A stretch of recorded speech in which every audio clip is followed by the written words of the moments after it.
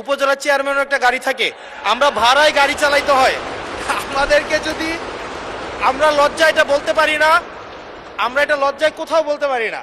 এখন আমাদেরকে যদি একটা বসার ব্যবস্থা করে দিছে, এখন মানুষের কাছে যাওয়ার জন্য যদি একটা গাড়ির ব্যবস্থা করে দেয়, তাইলে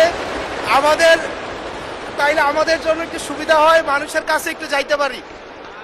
ছোটদেরকে কখনো না বলতে নাই, তাদের আবদারে সবসময় হা বলতে হয়। হাসনাত আব্দুল্লাহ বলে ফেলেছে, সাথে সাথে না না বললে আমি বেশি খুশি হইতাম। কি আবুল হাসান আব্দুল্লাহ কি কথা বলতেই হবে, বলেন বলেন।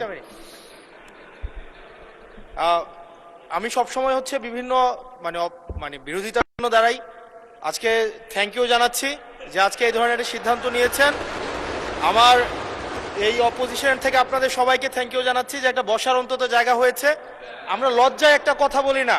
এখন এই পার্লামেন্টের সেকেন্ড মোস্ট জুনিয়র হিসাবে একটা কথা বলছি মানে আপনাদেরকে, সেটা হচ্ছে যে আমাদের একটা ইউনো মহোদয়ের একটা গাড়ি থাকে, উপজেলা চেয়ারম্যানের একটা গাড়ি থাকে, আমরা ভাড়ায় গাড়ি চালাইতে হয়। আমাদেরকে যদি আমরা লজ্জায় এটা বলতে পারি না, আমরা এটা লজ্জায় কোথাও বলতে পারি না। এখন আমাদেরকে যদি একটা বসার ব্যবস্থা করে দিছে, এখন মানুষের কাছে যাওয়ার জন্য যদি একটা গাড়ির ব্যবস্থা করে দেয়, তাইলে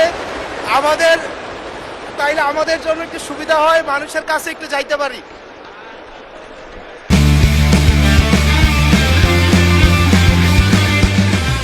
মাননীয় স্বরাষ্ট্রমন্ত্রী কিছু বলতে চান? স্পিকার, স্পিকার আপনাকে ধন্যবাদ। আজকে এমপিদের প্রাপ্তির পরে অপ্রাপ্তির খবরটা বলতে চাচ্ছিলাম না।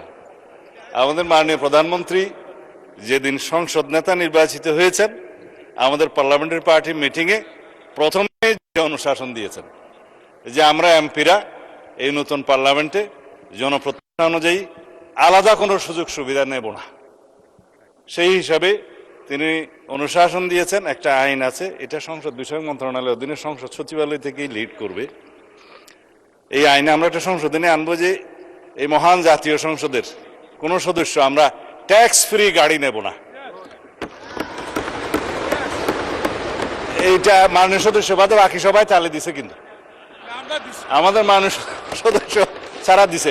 তবে সংসদ সদস্যগণ নয়, শুধু বাংলাদেশের এই সরকারের সমস্ত মন্ত্রী, সরকারি কর্মকর্তা যারা গাড়ি পায়, তেল পায়, সেটা আমরা ক্যাবিনেটে একটা ডিসিশন নিয়ে ইতিপূর্বে আপনারা নিশ্চয়ই নিউজ পেপারে দেখেছেন, এই ক্রাইসিসের সময় শতকরা 30% তেলের বরাদ্দ আমরা কমিয়ে দিয়েছি এবং কৃচ্ছ্রতা সাধনের উদ্দেশ্যে সরকারি কর্মকর্তাদের আপাতত লোন সুবিধা যেগুলো আছে সেটাও কাটিল করা হয়েছে ফর দি টাইম বিং। এই সমস্ত এগুলো আমরা সবই জনবান্ধব এবং জনপ্রত্যাশা অনুযায়ী যাচ্ছি, আমাদের মাননীয় প্রধানমন্ত্রীর নির্দেশনা অনুযায়ী।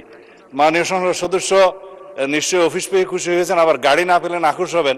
তো সেই জন্য কিভাবে কি করা যায় সংসদ সদস্যদের যানবাহনের ব্যবস্থা, সেটা আলাদাভাবে আলাপ আলোচনা করে সরকারি দল বিরোধী দল একটা বিহিত ব্যবস্থা করার জন্য আমি মাননীয় প্রধানমন্ত্রীকে অনুরোধ জানাচ্ছি। ধন্যবাদ মাননীয় স্পিকার। আমি আজকে ধন্যবাদ দিতে দাঁড়ালাম, কারণ বিরোধী দলেরই একজন সদস্য তিনি এই দাবিটা সামনে এনেছিলেন। ট্রেজারি বেঞ্চ থেকে এটাকে কগনিজেন্সে নিয়ে বাস্তবায়নের উদ্যোগ নেওয়ার জন্য আমি ধন্যবাদ জানাই। তবে একটা কথা আছে যে ছোটদেরকে কখনো না বলতে নাই, তাদের আবদারে সবসময় হা বলতে হয়। হাসনাত আব্দুল্লাহ বলে ফেলেছে, সাথে সাথে না না বললে আমি বেশি খুশি হইতাম। আমি চিন্তা করেছিলাম যে এত বড় খবরের পরে বিরোধী দল থেকে কিছু মিষ্টি খাওয়াই দিব, কিন্তু এখানে এসে বাধাগ্রস্ত হয়ে গেছি, পারলাম না, একটা ধাক্কা খাইলাম। মাননীয় স্পিকার, আপনাকে ধন্যবাদ। মাননীয় বিরোধী দলের নেতা স্বরাষ্ট্রমন্ত্রী তার শেষ লাইনে বলেছেন যে এটা তারা বিবেচনা করে দেখবেন।